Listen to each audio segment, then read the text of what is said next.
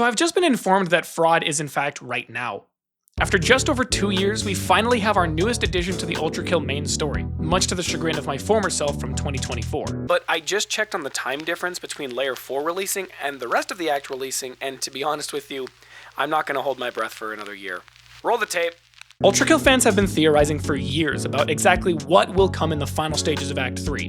What will Layer 9 look like? Who will be the final boss of Layer 9? Who will be the prime soul in P3? Will V2 be reconstructed? This character is so dead. It's so dead as it possibly could ever be. And people are still like, maybe it's alive though. Maybe it comes back. Maybe someone like reconstructs it. Like, reconstructs what? And in all of these hundreds of hours spent theorizing, I can speak with utmost certainty when I say that none of us were expecting something as brain-scrambling as non-Euclidean geometry.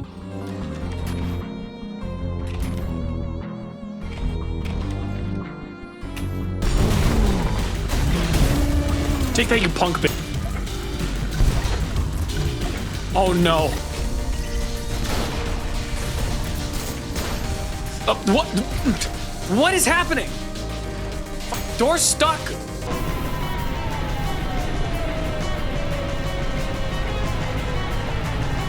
There's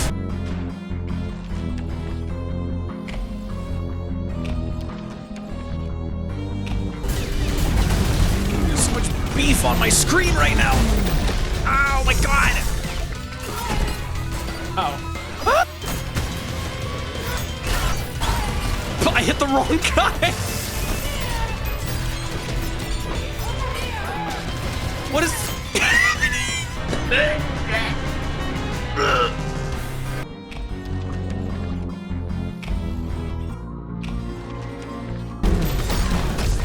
You parried! No!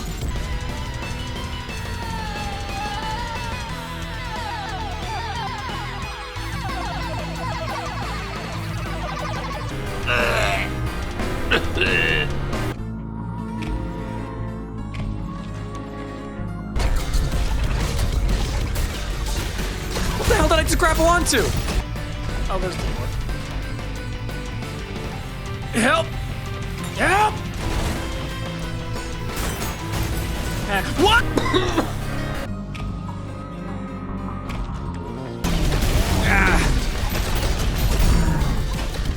There's like a earthquake outside.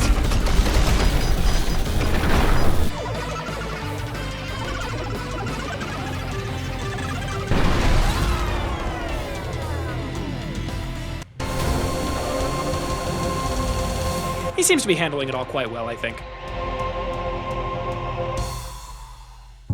Yes, I know it was pretty foolish of me to assume that all of Act 3 was going to be released a mere year after the release of Layer 7, but I mean, can you really blame me? You really thought I had the foresight and the knowledge to know that we'd be getting a visual fidelity upgrade, new gameplay mechanics, as well as overhauls to outdated mechanics, and a de-spaghettification of the entire game's code just to make the creation of the fraud layer even possible? I'm not a game dev, I'm just a guy who dropped out of college and spends all his time talking about video game music.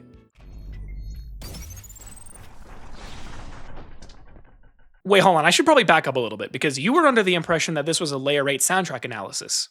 Well, it is, but we're gonna do 7S's theme first, because this track came out after I made the Layer 7 video, and it wouldn't really make a lot of sense to wait until all of Act 3 comes out in 2030 before talking about this one song. You already know the shtick of this stage, so being taunted with a song that could put even V1 to sleep, titled After Hours, feels rather cruel, and it shockingly might be one of the worst punishments hell could dish out. Eternal torment? That's peanuts. Drowning in the rivers of boiling blood? That's child's play. Cleaning up every square inch of a 2-story library with its own pool after some ruffians were roughhousing too hard? Now that sounds like my personal hell. Well, I guess in this case, it was actually I that was the ruffian that was roughhousing too hard. But anywho, like the name implies, you're merely a janitor staying after hours when everyone is gone and living their lives. The clock ticking away endlessly, followed by the Warm Roads piano playing a soft melody. The melody being aided by a simple upright bass, and, you know, I gotta be honest, I like how this whole song sounds, but I do have a little bit of contention with the registers that the Rhodes and the bass are playing in.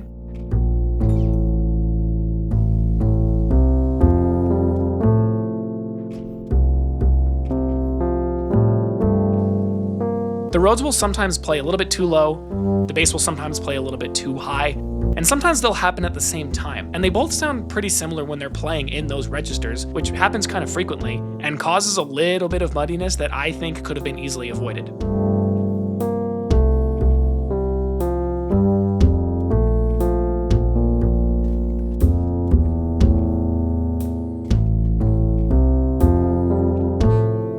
I also don't think the upright bass really needed to play any of its passing phrases here, since those kind of add to the problem. To me, I also think it just is a little bit unnecessary and it just sounds kind of weird. But I guess I can't really harp on the upright bass too hard, considering it plays a comparatively pretty small role in this song as a whole.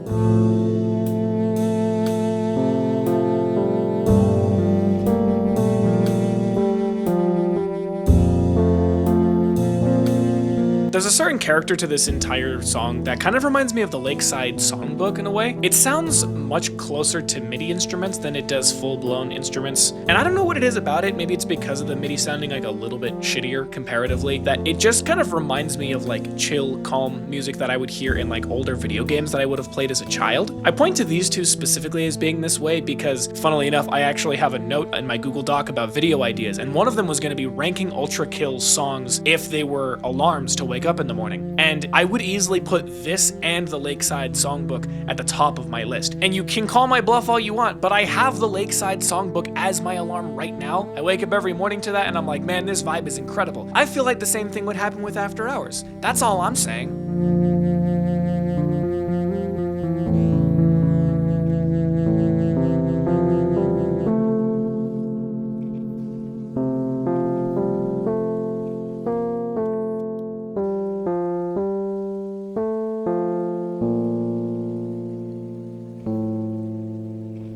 I really appreciate the fact that this song is exactly at 60 BPM, since it kind of represents the level of monotony that comes with this kind of work, and every instrument used in this piece matches the vibe of his Virtual Spaces lineup of songs, including this really incredible ambient section that I just cannot get enough of.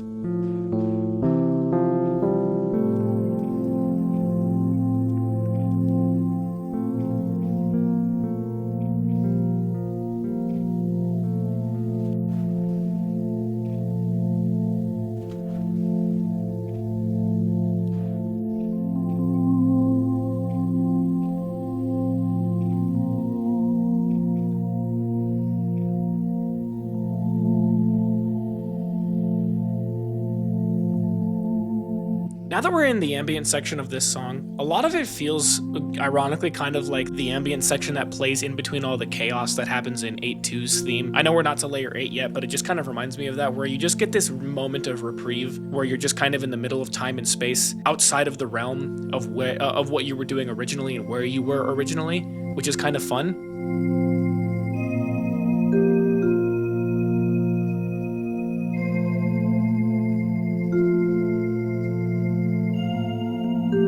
I also find it shocking just how much the synthesized instruments in this ambient section sound just close enough to church music that I kind of get the vibe. As a person who's only been to church probably 5 or 6 times ever, to me this still sounds kind of like bordering on like MIDI, video gamey sort of church music, which I guess is rather fitting considering this entire game is technically having a religious undertone in a sense.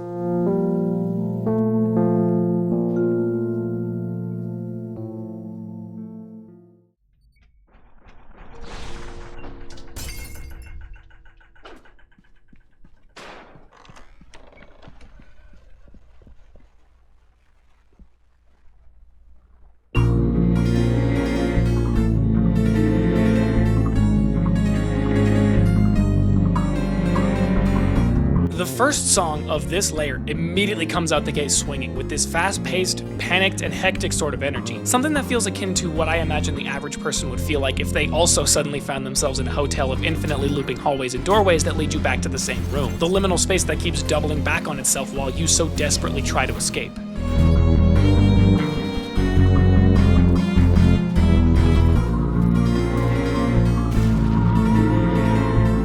The first half of this song feels like V1 is running out of time faster than they can make for themselves. It feels like V1 is slowly running out of options while the forces of hell become increasingly more deadly and difficult to take out.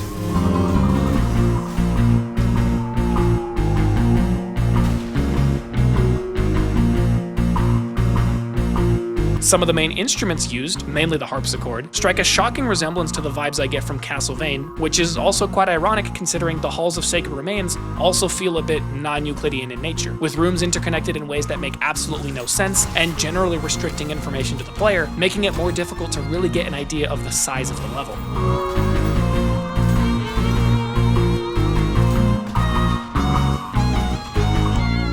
We also have what sounds like the strings that are used in 6.2 and 7.3's themes, which, as many of you have pointed out in the past, probably doesn't mean anything, but I like pointing out things I recognize. I never did find a good way to write this specific portion into the script, but I love this section right here because it really just urges the player that you really should not have fucked around and gotten yourself down this far into hell, because there is no turning back.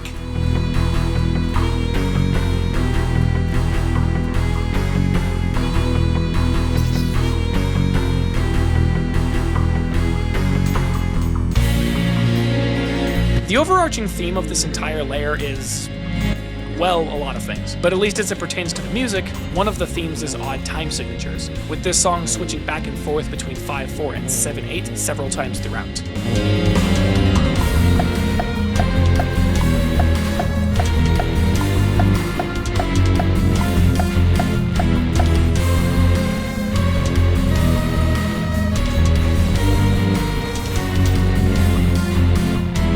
This is a bit disorienting to properly keep track of at times, but I regret to inform you that it's going to get a whole lot worse.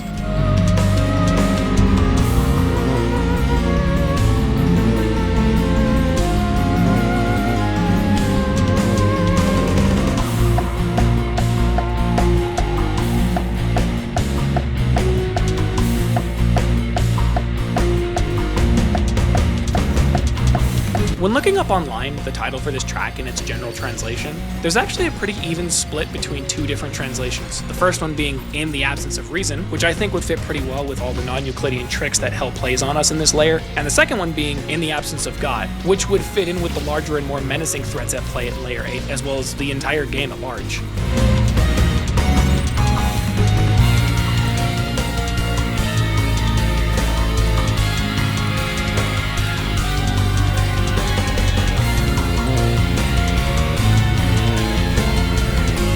Both of these interpretations of the song titles also heavily contrast the title track of 2/4, "In the Presence of a King."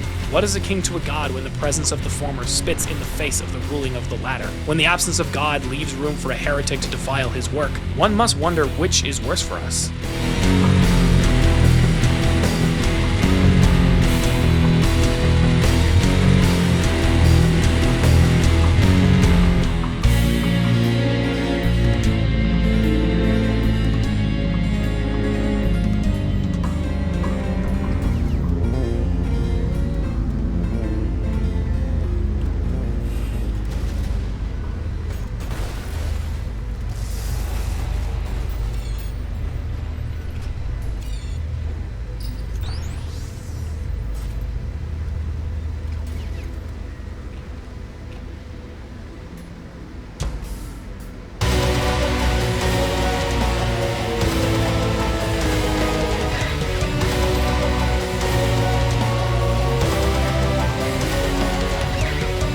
The opening to Spiral Out gives me similar vibes to that one portion in Hear the Siren Song Call of Death, with these large stabbing chord voices, the drums that slow to a crawl during each of those large hits, and the constant descent of the instruments.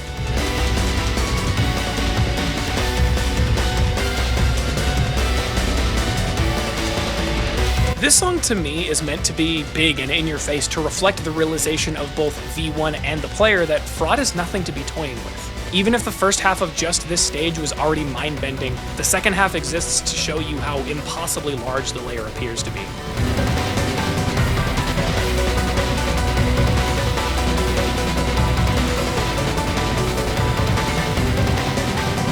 You know I wasn't going to take too long without mentioning my goat Marco Meatball again, but I find his description of this song as sounding like you're being buried alive to be pretty apt here. Everything's pushing down on you, it feels like the world is ending, which is I guess ironic considering the world already ended. V1 is spiraling out of control, it feels like the entire weight of hell is about to collapse on them, and that flood of emotions and panic are excellently communicated throughout this entire track.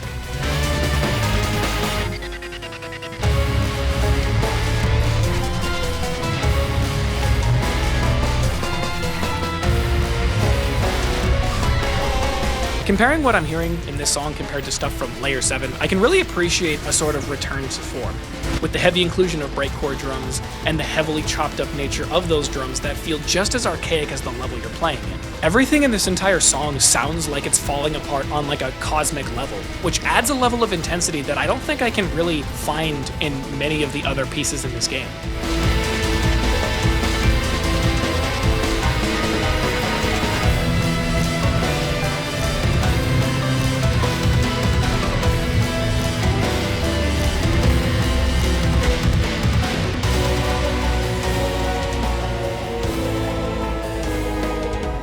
The aforementioned intense nature of this song feels like it exists to serve a couple of different purposes. It not only pumps up the player, since they basically have to play through an entire second level just within this one level, and not only is it constantly moving forward without meaningfully losing momentum, but it also feels overbearing in a way that would reflect the sheer overwhelming environment that you are caught in. The second half of this stage feels like a gauntlet that is purposefully designed to put you at a disadvantage and destroy your senses. Every room leads into another room in a way that's disorienting. Meanwhile, it feels like all these demons and machines just have the whole place memorized already. It feels like an excellent plot device to pit everything against the player to make your eventual victory that much more satisfying.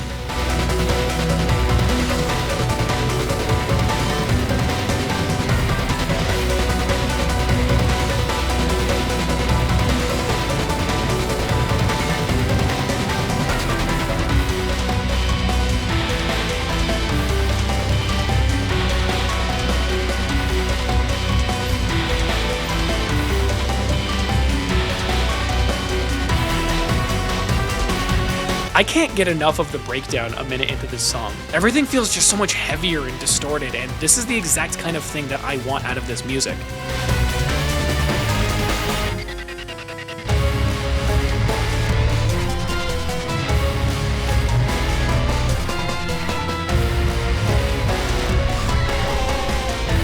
I can't overstate just how much I love all of the fun tricks used in this Layer soundtrack, but give me something gritty while I'm fighting for my life in one of the most well put together stages in the game is something truly unparalleled by almost anything else in my gaming history.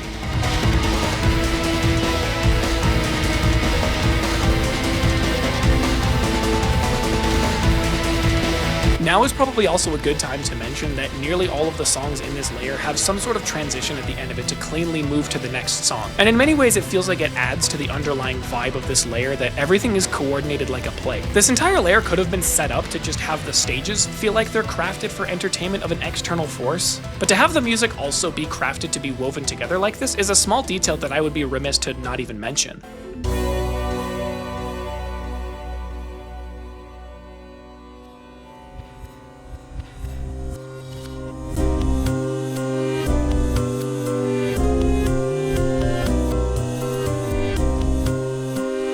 For a sizable portion of this song, the instruments all sound the exact same, whether you listen to the song reversed or not, which I find really interesting because the way that I hear it, it means that probably half of the instruments were specifically chosen because they didn't have much of a change in the transient information.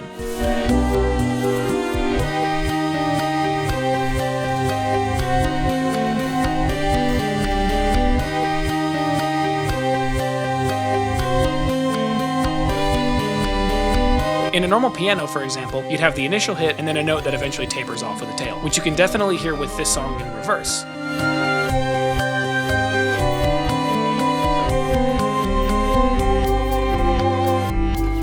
But since a lot of the long sustained instruments don't seem to have much of an attack to say, their characteristics hardly change at all, regardless of which way you listen to the track. That said, I also still very much appreciate the use of the reversed elements that do have some kind of strong transient information, like the drums and the piano, because I find that you can actually hear the smaller sort of artifacts and tails in reversed instruments more than non-reversed instruments.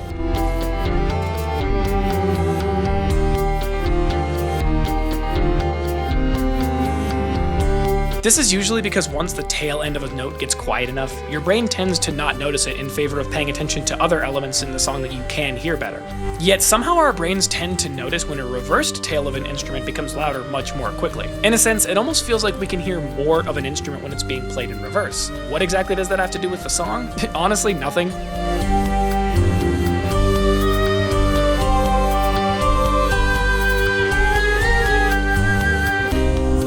The point is that this song having many reversed instruments is both really cool within the context of the level, it adds a lot to overanalyze for someone like me, and it makes the song even more interesting when you listen back to it in reverse.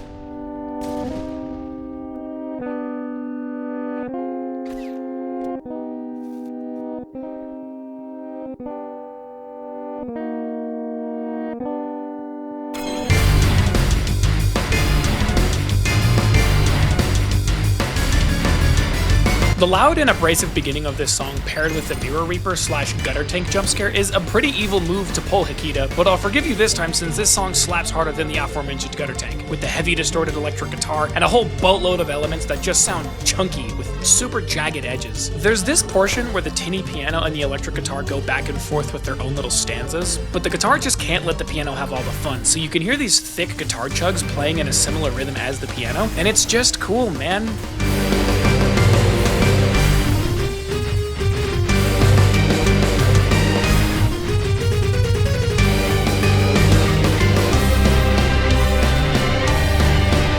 This portion of the song highlights the most waltzy rhythm we've seen so far, which brings me back to Marco's great first impressions video where he described this song as a waltz with madness. And no, I'm not just gonna steal everything from Marco, but I genuinely do appreciate how this specific portion of the song also feels a bit like gritting your teeth in the face of a threat that's been designed to stop you at every step in your journey. Like, sure, it is a waltz with madness, but if I was able to get this far, even something as brain-frying as Layer 8 can be bested with a little bit of robot grease.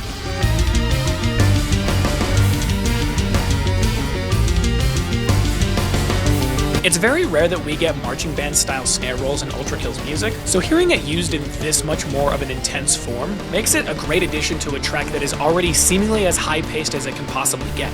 Adding onto the snare rolls, we also get what is either an 11/8 section or a 5/8 to 6/8 split rhythm section, depending on which one gets more people to comment telling me that I'm wrong.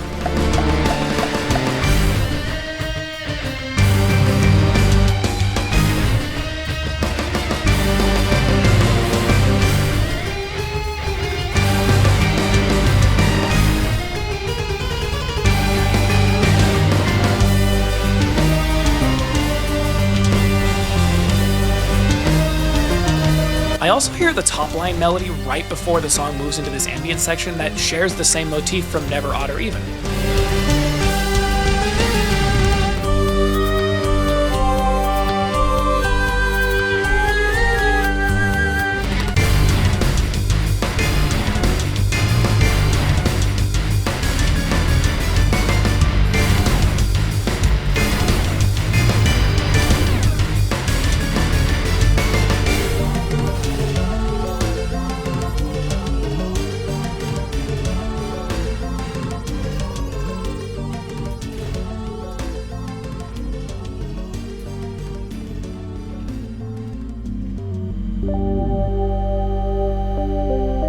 Speaking of the ambient section, it's just nice, no doubt about it, and it's paired nicely with this weirdly Layer 1 inspired liminal space in between the hellscape that is, well, Layer 8 of hell.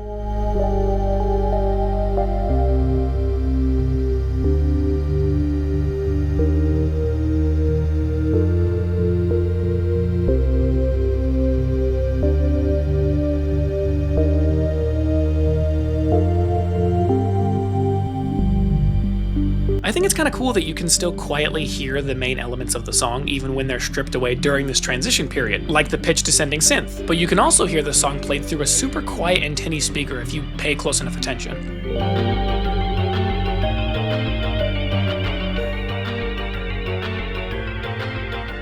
The transition between the ambient section and the main theme feels like the waltz with insanity is creeping back in on you even though you can physically see that you look to be separated from hell's depiction of corporate America.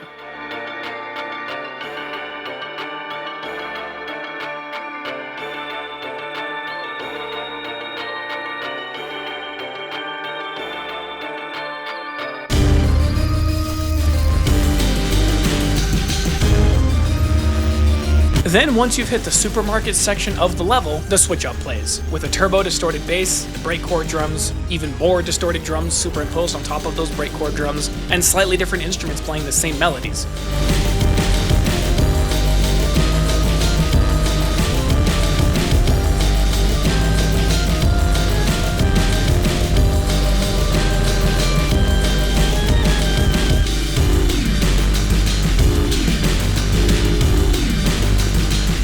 does feel a little bit odd that this entire section was built out just to fit within the mall sections of the level, but I really appreciate the ear candy of it all, and it makes the fact that the song plays twice in the Spotify version just that much cooler. I also can appreciate that during the silent portions of this song where only the guitar is playing, you can hear Hakita cranking up the distortion on the bass, which took me probably, I don't know, 6 or so re-listens, maybe more, before I noticed it enough to make a comment on it.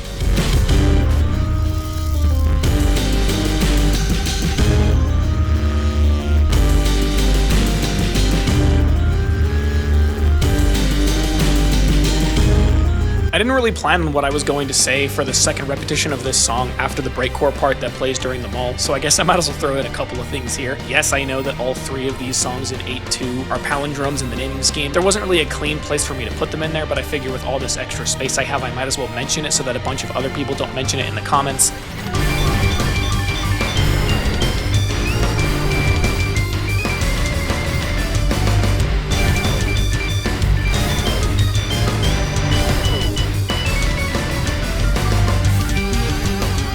The other thing I didn't realize until listening to it a couple of times and listening to other people's analysis on this song is that there's a fucking organ solo. That crazy riff that's going on after the 3/4 waltz part with the guitars, it's a fucking organ solo, and it's crazy. This is now the most creative use of the organ in ULTRAKILLS soundtrack I've seen so far, outside of it just being this really big dramatic thing that plays during like Gabriel's fight and the intro to Tenebra Rosa Sangwe and whatever. Like, this shit rips, brother.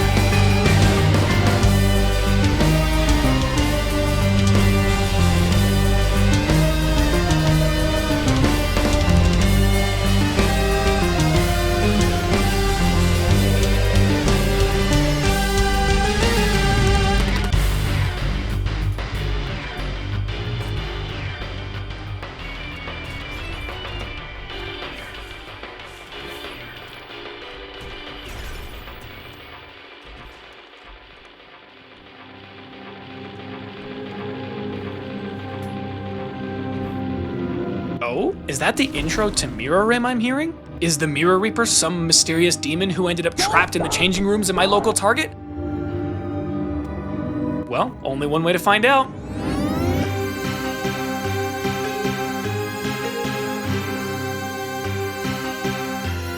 The opening to this song, with its ragtime piano and almost synthesized strings, evoking that of old Twilight Zone-esque TV shows, feels somehow very appropriate and very inappropriate within the context of this level. On one hand, you mean to tell me that you're using some cheesy funeral death music as an introduction to a creature that, at the absolute tamest, is an amalgamation of multiple husks so powerful that it can phase through goddamn space, and at worst it's something so horrible that we can't even find a scrap of information to figure out its horribleness?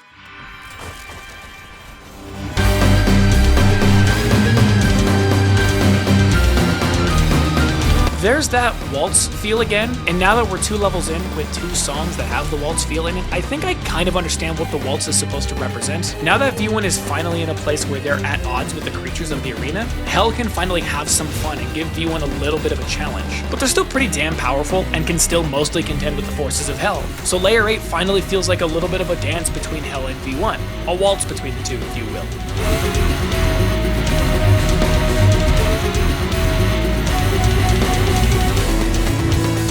This part right here with these weird stuttering drone sounds almost feel kind of like the musical equivalent of having the mind be shattered. Hell has certainly been an interesting place up until this point, given it still falls relatively within the bounds of reality, I guess, but 8.1 being set in a prime location for a fucking Scooby-Doo chase scene, followed by 8.2's liminal spaces, followed by a creature that is fundamentally breaking the laws of space, is a great formula to start deteriorating the minds and processors of anything that bears witness to these phenomena.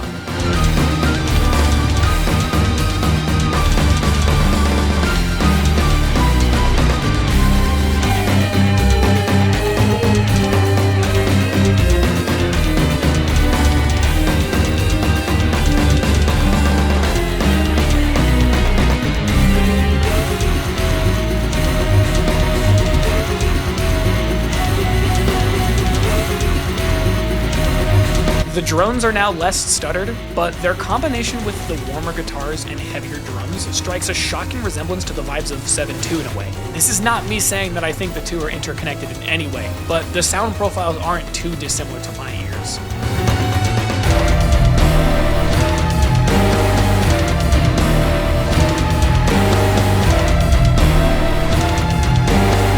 There's this section right at the end with these squeaking guitars and a constantly ticking clock, which adds to the shocking number of clocks I've seen throughout these first two levels, with this one in particular striking a near perfect resemblance to the one in 7S. It also sounds a lot like the freeze frames alt fire, but it also sounds like what I was talking about before. Time is running out. V1 is running out of resources, and hell is finally catching up with us.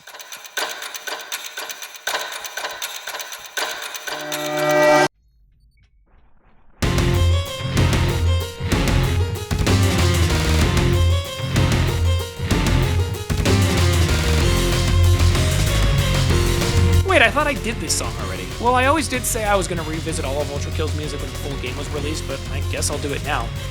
Like I mentioned in the previous video, and I will continue to say in this video, I think that Death Odyssey is one of the best songs in all of Act 2 because what the fuck?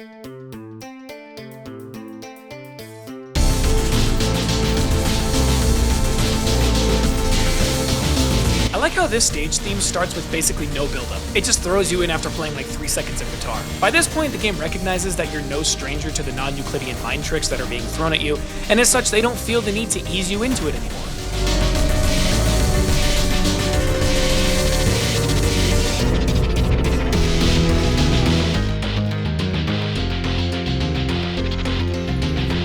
I kind of think of it like the differences between 4.1's theme and 4.2's theme. Dune Eternal is designed in a way that makes your jaw drop at the sight of the change in scenery, but Sands of Tide starts at a higher level of energy to accommodate your familiarity with the space.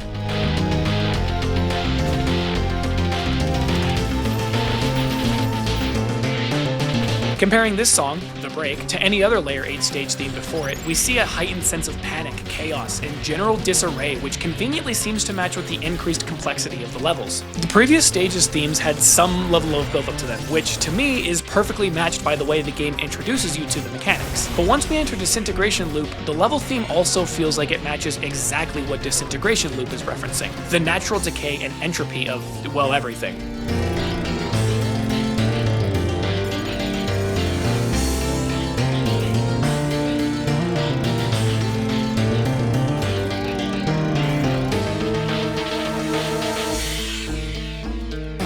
Somehow, in a very roundabout way, Hikita managed to make this entire song feel like the world around you is collapsing or generally breaking expectations beyond how broken you already thought they were. The break feels like the most extreme endpoint in a series of levels that are designed to break your understanding of the world. I don't exactly have like a strong justification for this, but the first half of 8.3, including its track, feels like it exists outside of the rest of the established ULTRAKILL world. This level feels really claustrophobic, the music feels unfamiliar and frantic, and there isn't really a lot that sticks out musically. To me, it really just feels like auditory overload. To be clear, I don't have any issues with that. I just find it to be an interesting tone shift from this song compared to all the songs that came before it and the songs that will come after it.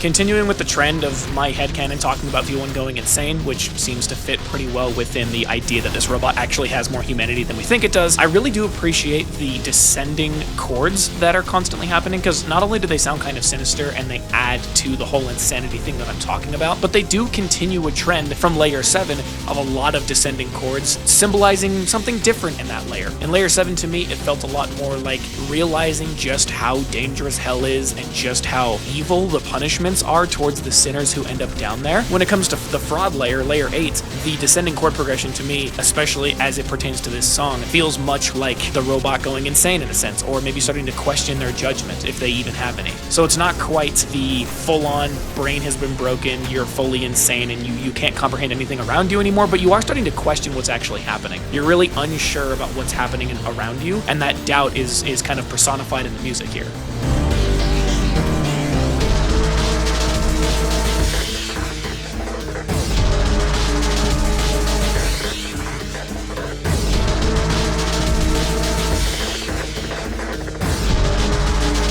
The way that this track almost sounds less like music and more like an audio representation of how the player feels going through this portion of the level, it kind of reminds me of the transition from Guts to Glory, which I guess is pretty convenient considering where we're headed next.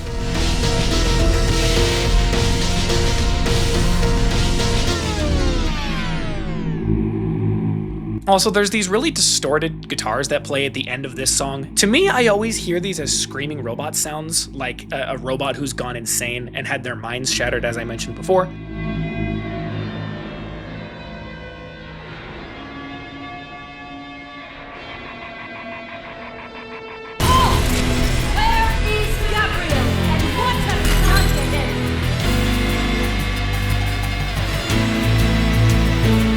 From Psychosis personified into a song, to one of the most banging tracks we've ever seen from all of Act 3, combined with new lore drops about Gabriel, I'm going to have a really hard time containing my excitement talking about this song. This track has the perfect balance between the synth sensibilities that we've seen throughout Fraud and the, I guess I'll say, soul-affirming electric guitars that we've come to expect from Akita. To level with y'all for a moment, I wasn't the biggest fan of what I had originally heard from Layer 8's soundtrack when stuff was being teased back in May. Holy shit, did he really release this 3 days after I moved into my apartment? At the time, it sounded a little too quantized. It sounded like it had a little too much MIDI, and I was genuinely concerned that maybe Akita had decided to make the experimental rock part of ULTRAKILLS' soundtrack take a back seat, which I now realize was foolish of me to assume, but boy am I glad to have gotten all that I had hoped for and more from this song.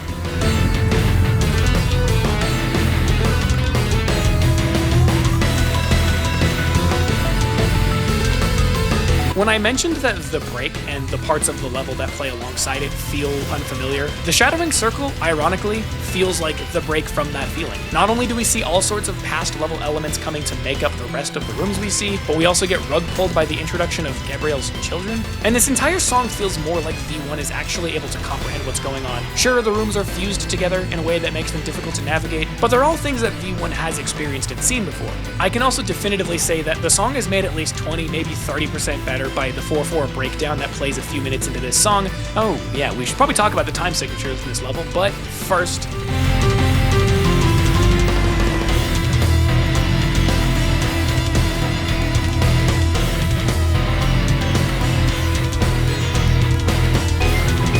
A lot of this layer's soundtrack feels like electronic music that is cut with some heavy electric guitars, which makes the breakdowns, like this one, as few and far between as they are, feel like releasing a lot of tension that's held up in your chest. Oftentimes, the electric guitars feel more like background elements, which adds some satisfying chunk to the entire track, but making their front page appearances this sparse and deliberate makes each one feel more satisfying than the last.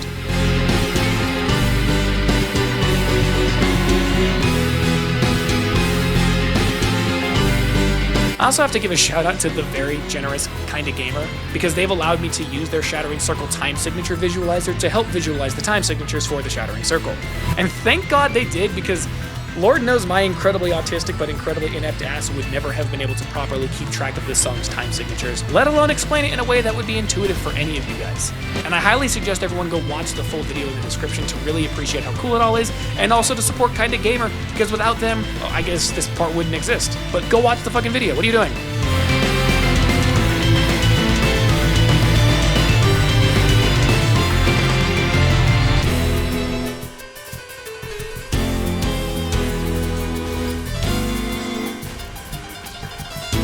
You might have noticed that I opted to use 5/3's fakeout instead of the one from the other 3 fakeouts, and that wasn't entirely random. I'm getting a lot of Death Odyssey vibes from this track, and not necessarily within the inherent mood or feeling that might come from the two, but in the instrumentation, in the presentation of what feels like a big band sort of playing the song, and also a lot of other subjective things that don't really concretely exist out of my weirdly wired brain.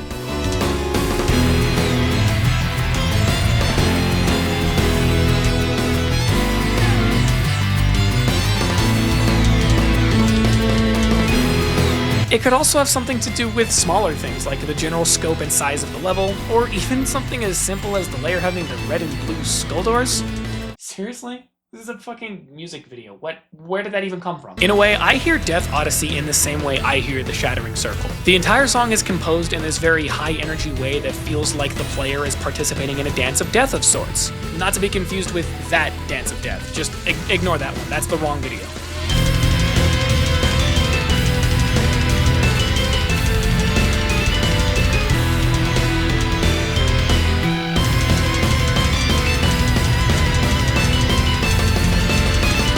back around to the 4/4 breakdown section here, during the calm version, there's this very Hungarian Arabic sort of scale, sort of sound character and texture that it has to it, and it also is using a lot more of those sort of plucked sitar-esque instruments, evoking a lot of the same sounds as what I would hear from layer 4, which I think is pretty cool.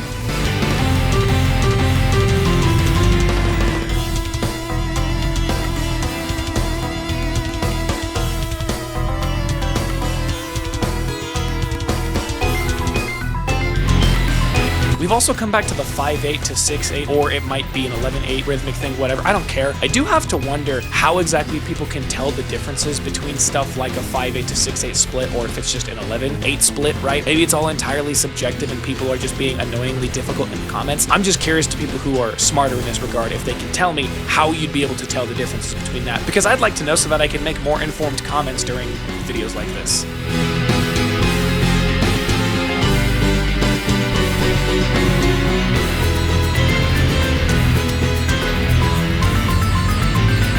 There's this section here that feels like it was designed specifically to be a bridge between the breakdown and the final last kind of hurrah that the song throws at you. And I like this part because, again, it has a lot of those Middle Eastern sitar-esque instruments, but it also has a lot of these tonal percussions that don't have a lot of sustain to them. And so when they're being played and riffing like an absolute madman during this portion of the song, it adds a lot of interesting texture to the song that I really appreciate. It's kind of like fun ear candy, even though it is also the top-line main melody and is also a super fucking cool riff.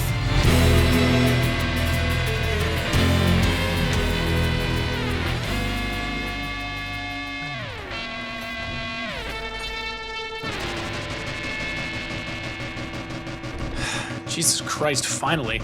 The fucking level took 12 minutes? Are you serious? What the fuck?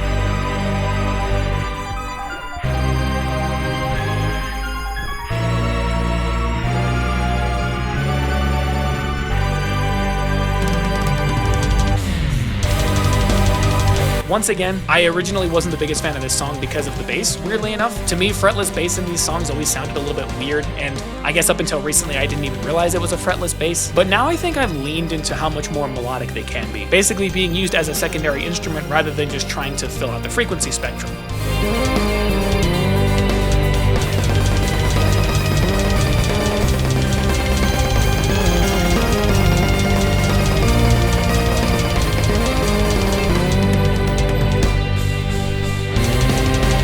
On top of this level falling outside of anything we've experienced within ULTRAKILL, the song is also unlike anything I've ever heard from ULTRAKILL. It feels larger than life, it feels extraordinarily dramatic, and at times I get the feeling that V1 is tired of fighting against all of the bullshit that Hell has thrown at them, but they have to maintain their will to keep going to not succumb to Hell's dirty tricks.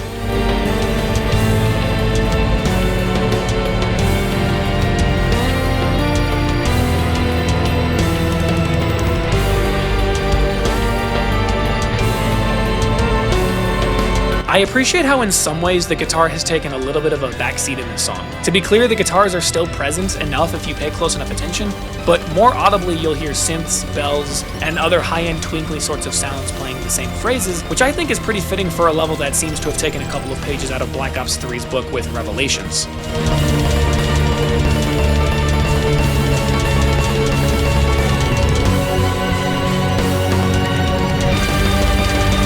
The star of the show to me is this synth absolutely shredding out at the end of each repetition of the song, since it encompasses all of the big feelings that I've been arbitrarily attributing to the music of this layer. I also really like this part because it sounds way too dang similar to the synth riff from Antarctic Oscillation from Risk of Rain 2. In fact,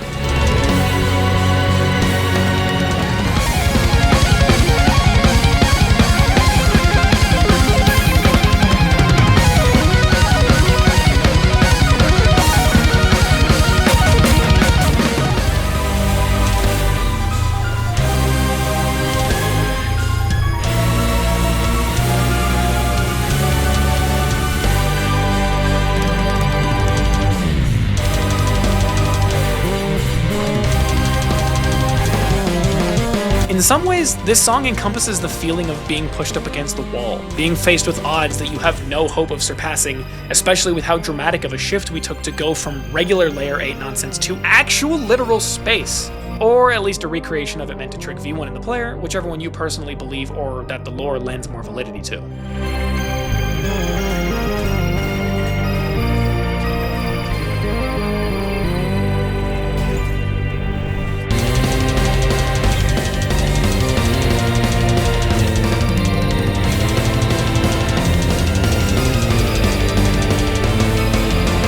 If you purchased the Act 1 and Act 2 songs on Bandcamp, you'd get this little commentary PDF from Hikita talking about the kind of thought process he went through while he was making a lot of these songs. And for Act 3, I really want to get all the stems for the tracks because these things are insanely complex. There are so many moving parts that you wouldn't be able to hear unless you specifically had all the breakouts for all the stems, for the guitars, for the effects, for the bells, for the drums, for fucking everything. And I really want to hear that. I really want to see that, especially for a song like this with how dramatic the guitars are. They're really emotional already, but I want to like feel that shit in my bones, man.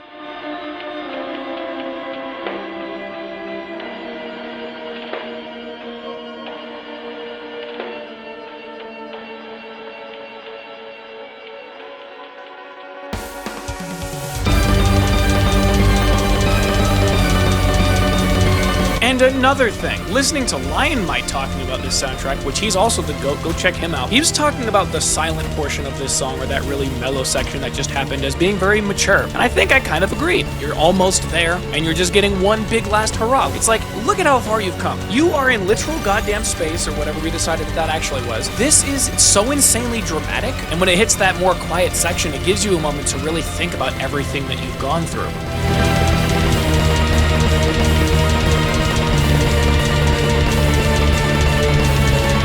The last thing I noticed in this song is that the guitar playing the same riff at the very end of the song sounds an awful lot like what we hear playing in Altars of Apostasy. And again, I'm not going to say that there's any link between the two stages. I'm just shocked at how similar those two songs also sound during this portion. In fact,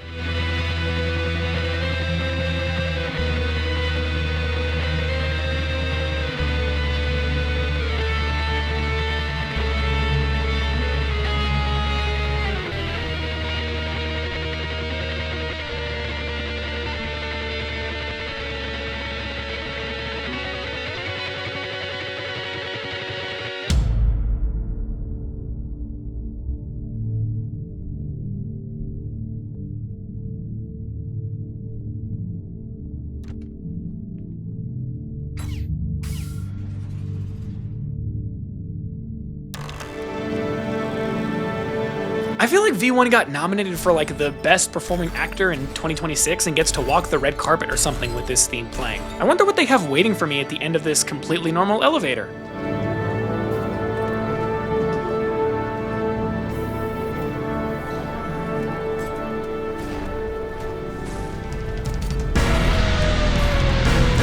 Oh, I see. I get motion sickness and I get a bunch of floating balls. If I wanted that, I'd just go on a fucking Carnival cruise or something. See, the joke is that I have no idea what verbs happen on Carnival cruises on account of I'm a middle-class American who will never see the joys of a satisfying life after retirement. I appreciate the use of these pitch-descending synths because it kind of adds to the idea that the illusion is finally breaking and falling apart, kind of like when the illusion is shattered in the hit song Shattered Illusion.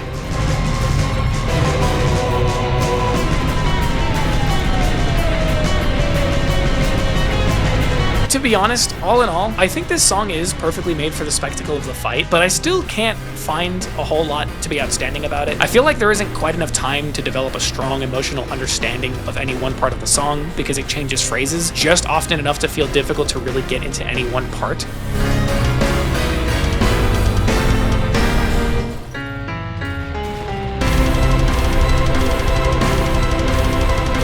The song does have some genuinely cool drum arranging. I think it uses choir pretty well in a way that adds a sort of menacing undertone to the entirety of Garyon. And the entirety of the double bass drum section feels fucking awesome. But with how short this song is, combined with how quickly it moves, I get the impression that the song was a little bit of an afterthought.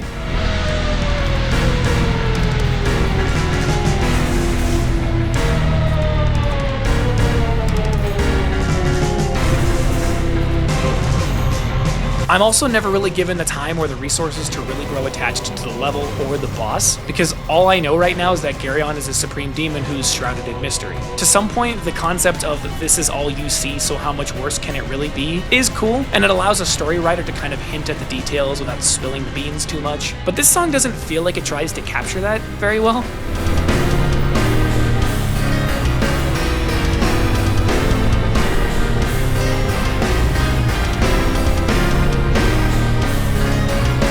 In many ways, it kind of reminds me of Leviathan's theme, albeit much more well put together than the Abyss and the Serpent. It feels like it was written to communicate that Garyon is a big, bad guy in the most surface way level possible. Although I guess I suppose that's really all I can really ask from a theme designed around a creature that is supposed to be used as a minor roadblock for someone as kick-ass as V1. I know it shares multiple consciousnesses, I know it's been around for millennia, and there's like apparently a conspiracy theory around these parts that states Garyon might have just wanted to put sinners out of their misery. But honestly, what am I supposed to do with that information? Because it being around for millennia sure didn't stop me from tearing it limb from limb in front of a crowd of people. Oh, wait, hold on. This place is empty. That's weird.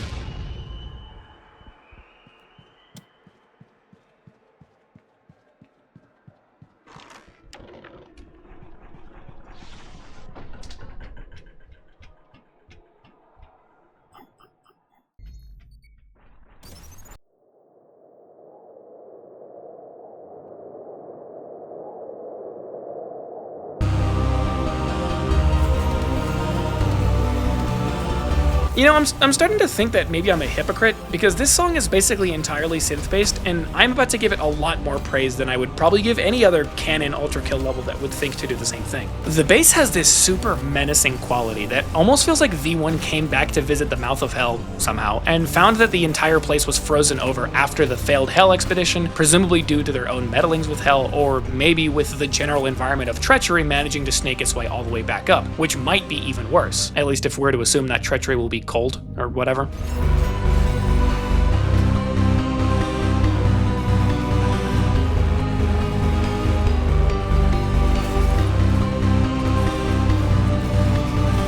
In some ways, I perceive 0-1 and 0E's themes much differently. Who would have guessed? Level-based context will do that to you. 0-1's theme makes you feel like a badass machine. It gets your blood pumping, and it takes you through all these cool new mechanics and whatnot. But the energy in 0E feels much different. It feels like you're now having to deal with the consequences of what you did to this place.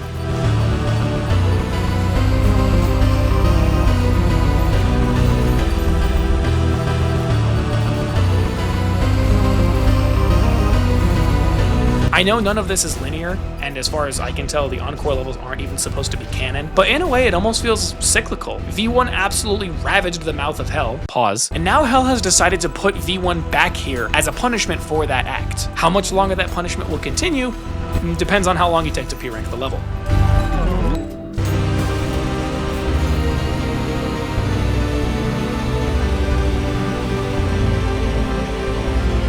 I like this piano section that plays here because it sounds pretty close to the piano arpeggios that played during Glory. And if I had a nickel for every time I mentioned a song that I have pretty lukewarm feelings on, I'd have 2 nickels, which isn't a lot, but it is weird that 2 entirely unrelated levels managed to pull this reference out of me.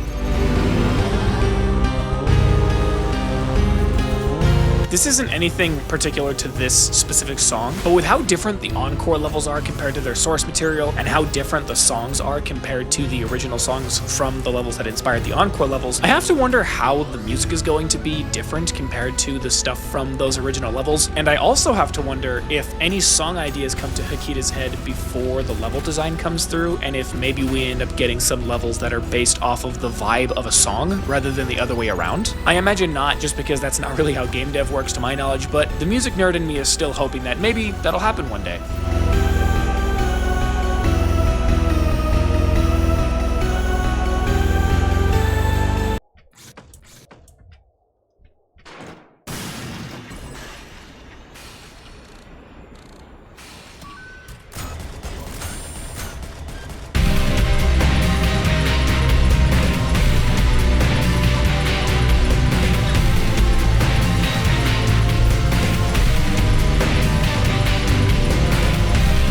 I don't really know what you want me to say about this song that I didn't already say about A Heart of Cold, because they are nearly identical in terms of the melodic content.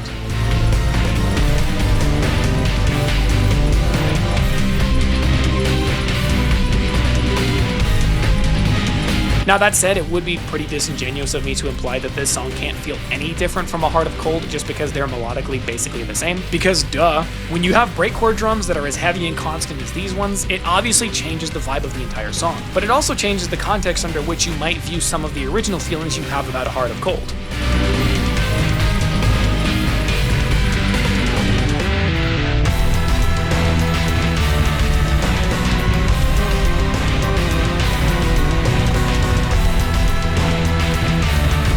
I feel like I neglected to mention that with how heavy and industrial the drums are in this section, it really does match the vibe of what's actually going on in the second half of the stage. You're literally racing against the clock because you are fucking melting alive. If that isn't urgent enough for V1, I don't know what is.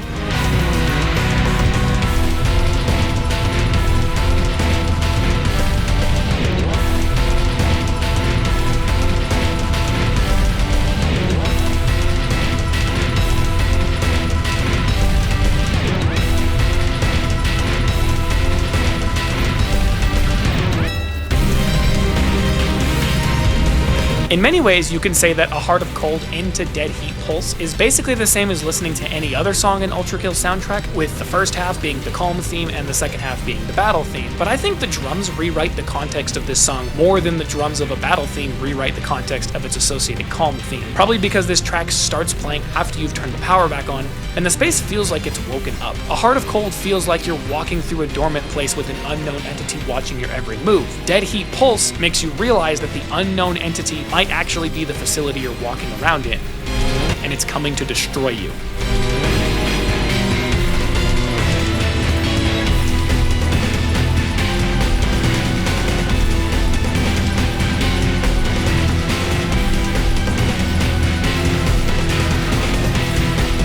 I like how every bit of 0E does its best to show you that the prelude area is physically melting away, and it doesn't have to imply that it's happening like in Gabriel's speech in 6-2, and the music also reflects that perfectly with this down-turning drum sample break sort of thing.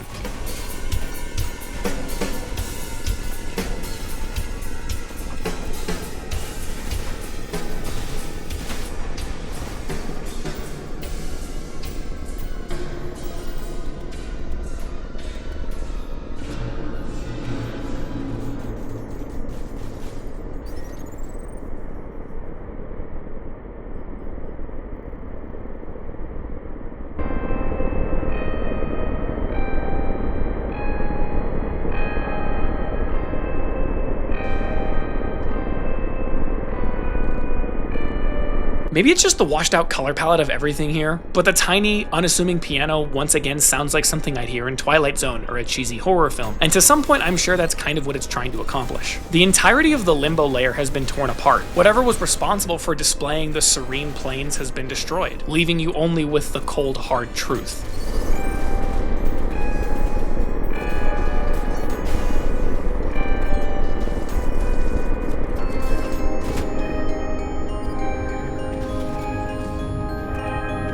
When I hear these rather spooky bells, I kind of imagine it like a person who is a religious believer, and they have their ideas of what it means to die, what it means to pass through the afterlife, and where they're going to go depending on what they did when they were alive. Then they get to the end of the tunnel, and they realize that no amount of learning about what actually happens to you after you die, no amount of hearing testimonies from people who think they have the answers, none of that could have prepared you for what actually awaits you at the end of the tunnel. It's incomprehensible, and it's terrifying.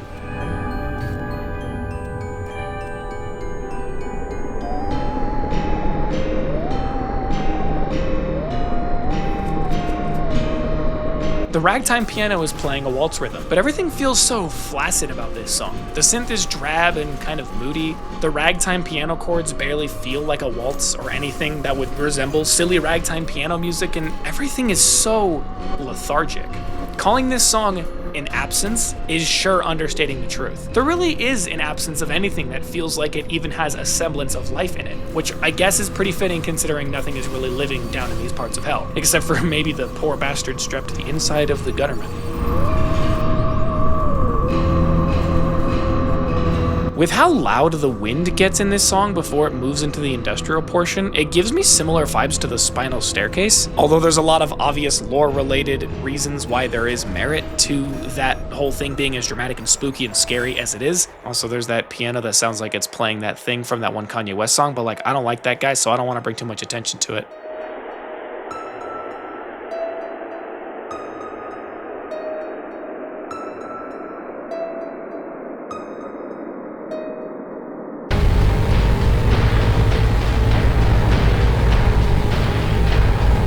When the industrial drums kick in, it really sets the tone that this is not the Limbo that you remember from a couple of hours ago. This place is the furthest away from trying to trick you into thinking you're in a tranquil paradise. It's been made very clear that everything has gone to shit, and now you've no choice but to relive the problem that you helped to create.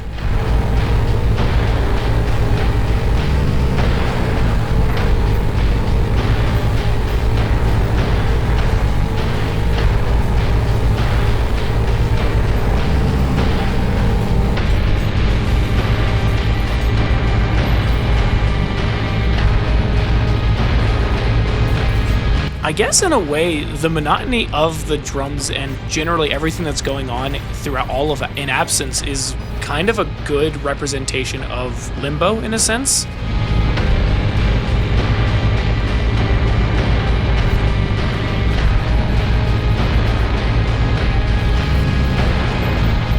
Like where you would normally expect, say, deeper in the layers of hell for there to be fire and brimstone and torture and people getting jabbed in the butt with, pitchforks or whatever. In this, it's more like, oh wow, I'm dead. Oh, this isn't actually as bad as I thought it was going to be, but it's like depressingly lonely and depressingly boring, as weird as that sounds. It's like, surely there's worse things than being put in like an isolation chamber or whatever the hell those rooms are called. There are certainly a lot worse things that can happen to you, but to some point, the psychological ramifications of being in a place as like weird and questionable and I guess monotonous as this place is almost in its own unique way just as horrifying. It's almost like knowing or having the idea that there is actually nothing after your death, and yet you still must essentially live through an eternity of nothing.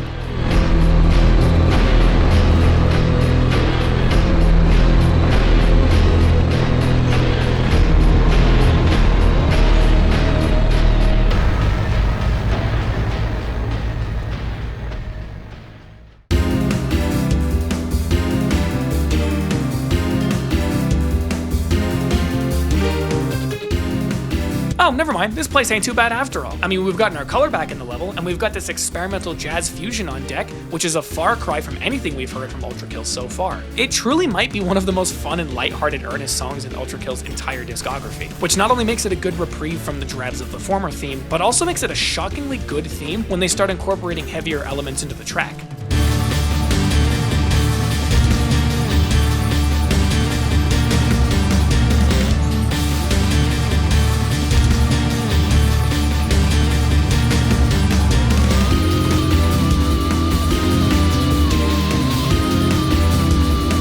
Given that these encore levels can really just be a mishmash of any applicable levels in the same layer, with really no telling how exactly it's all going to come together, I can really appreciate Hakita's willingness to experiment and do something that feels fresh for ULTRAKILL. This level takes itself substantially less seriously than any other mainline level in the game, and this theme helps to bolster just how chaotically enjoyable most of it is.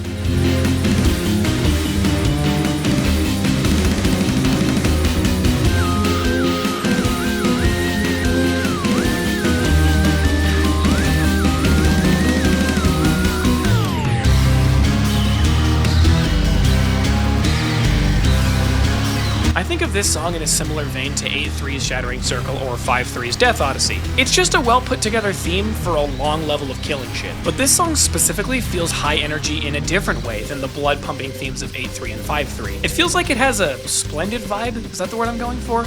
Yeah, that works. It has a splendid vibe that doesn't feel the need to be consistent with the aesthetic of the level itself.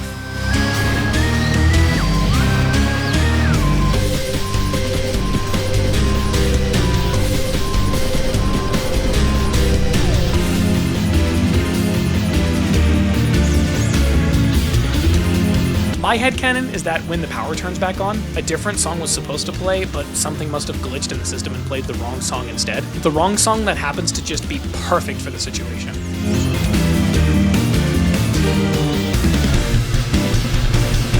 I don't know if this like fully tracks or makes sense, but I think the way that this song loops on itself also makes it sound like something I could hear in like a speedster game. Like some game that is specifically meant for speed running really fast, taking advantage of movement tech, trying to take advantage of items to try and make yourself as fast and maneuverable as possible. I haven't fully played Haste, but I'm thinking something like that maybe. And I don't know, I think that's pretty cool. As a person who played a lot of Sonic growing up, I really fuck with this. Not to say that this sounds like a Sonic song or anything, just that I really appreciate that this song sounds like it could be in a game where your intention is to go very fast. I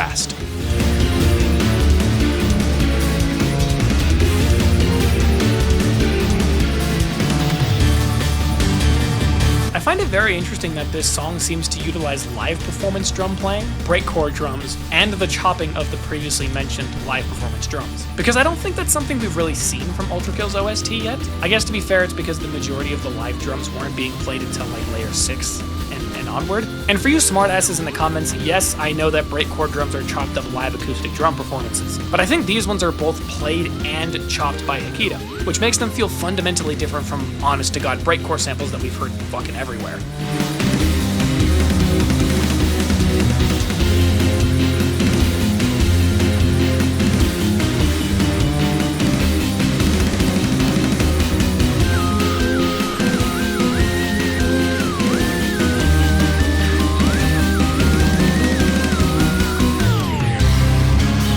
Speaking of drums, I hear the drums from Requiem in this 6/8 to 4/4 split section, which doesn't mean anything, but it is another fun fact that you can use to show off your well-trained ears to your friends who are no doubt much less smart than you because they didn't watch this video.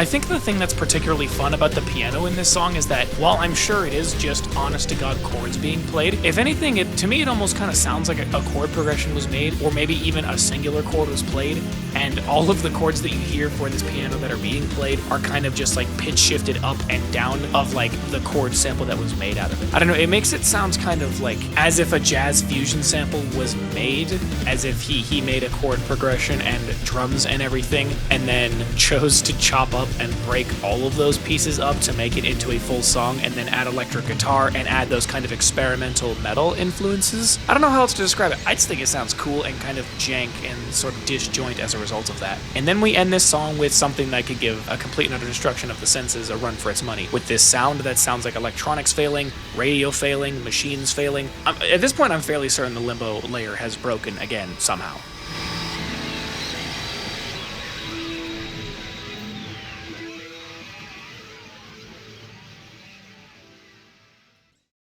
Well, golly, that sure was an experience. From running endlessly in a straight line to ultimately end up nowhere, to endlessly running in a straight line to ultimately end up nowhere, but this time upside down, to being tossed around like a Rubik's Cube on the set of The Big Bang Theory. Who the fuck wrote that? To fighting a pretty imposing boss, ultimately ending up nowhere, but this time in midair, all while experiencing some truly incredible music. I was like way over dramatic during my Layer 7 video, where I talked about how my life was changed by the music or whatever I said, but now I'm happy to be back to just being thoroughly satisfied with what was put on display. Layer 7 felt really introspective and rather dramatic from an emotional perspective, but Layer 8, man. Layer 8 really chews you up and spits you out if you tread lightly. And the music that plays during all this chewing and spitting is seriously something else. It's chaotic, it's well crafted to suit just how absurd everything is, and it's downright ridiculous at times. Despite how little we really understand about fraud, the music still feels like it's telling us a story. Granted, a story that we kind of have to piece together and make up on our own, but it's still rather impressive having all these story beats sort of woven in between the actual beats. It's genuinely staggering to me how the undertones of the story can be told thoroughly through the tones of the music. And I'm kind of awestruck at how each song and each level manages to be more explosive and dramatic than the last, and subvert our expectations every single time, at least up until Final Flight. If you couldn't tell, I'm not a big fan of that level. Upon the first listen to this soundtrack, the cynical side of me might have wanted to say that this music tries too hard to be kind of weird and experimental over just being good music. To be clear, I'm not like a pop head.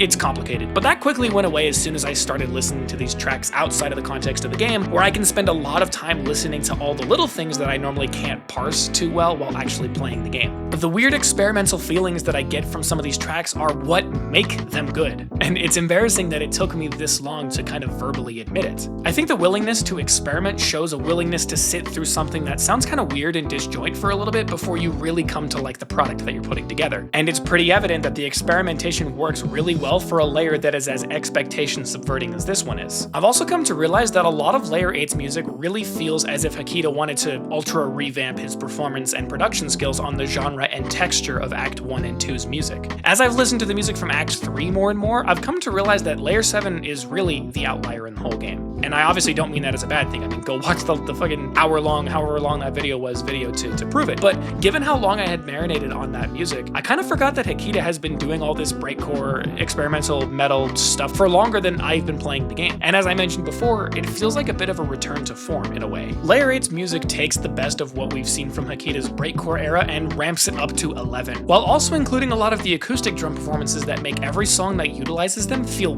way larger than anything heard in the game's past. I also think the acoustic drums help to kind of mature the soundtrack a little bit more, which is kind of odd to say because it is still a piece of video game music at the end of the day, which tons of people still think to be a pretty immature music taste. But adding something as simple as the acoustic drums almost makes it feel like an electronic subgenre that people would more easily be able to digest if it wasn't so closely tied to a video game. I think of the acoustic drum performances in this soundtrack similarly to the way that I think about them in Risk of Rain 2's soundtrack, and if you want to break down on that, there's a 2-hour-long video that I already did. They just make the songs feel better, larger, and even more emotional, since you can often feel the human imperfections in the performance, even if you can't necessarily hear them. The drums are an essential instrument in any song that utilizes them, and I really enjoy when I can actually hear each individual drum that's being played. And I think utilizing both types of drums heavily in this soundtrack has given us the best of both worlds. The breakcore drums are an excellent way for increasing energy and intensity and speed, but god damn, the acoustic drums just make everything feel so much more satisfying. I also noticed that many of the guitar leads that play melodies in these songs feel much more screechy compared to previous entries, kind of like what I mentioned in between the break and the Shattering Circle, which a part of me associates with some kind of robot sensory overload or something. Like, a lot of the guitars that play in No Devil Lived On and Mirror Rim, for example, use a decent amount of reverb on the guitars, which makes them sound far away, almost like the guitars themselves are mimicking V1's feelings of drowning or suffocating.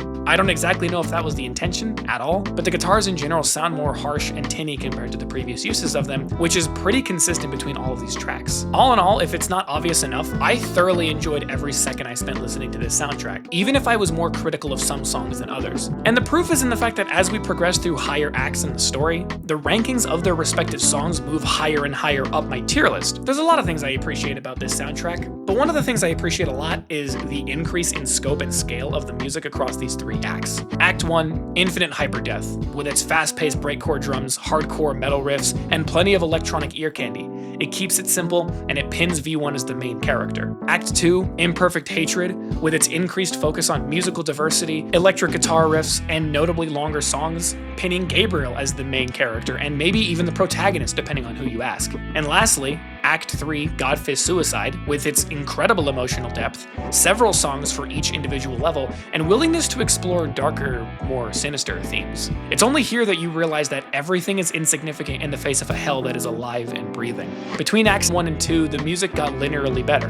Between Acts 2 and 3, we saw a significant jump in quality, but even in just between Layer 7 and Layer 8, we're seeing an exponential increase in song quality, tension, depth, and in my opinion, ability to communicate stakes. Act 1 is a little dramatic about boldly telling you that mankind is dead, but otherwise doesn't pay it much mind. And if anything, I find it kind of funny that I could theoretically die and turn into one of these little fuckers. Act 2 doesn't feel the need to really add much more context to that idea that mankind is dead, but it does add some additional depth to how hell itself functions for the demons with things like the Sisyphean insurrection. But Act 3 pulls back the curtains and really shows the player how terrible and evil mankind was before perishing. Looking back at the aforementioned guttermen, their primary fuel source being those who committed the heinous act of not fighting for their country in a war that was bound to get them killed. I mentioned in a previous video that the Heresy layer was where the game suddenly stopped being all sunshine and rainbows, but all of Act 3 gives us raw, excruciating details of how hell will treat the dead who end up here,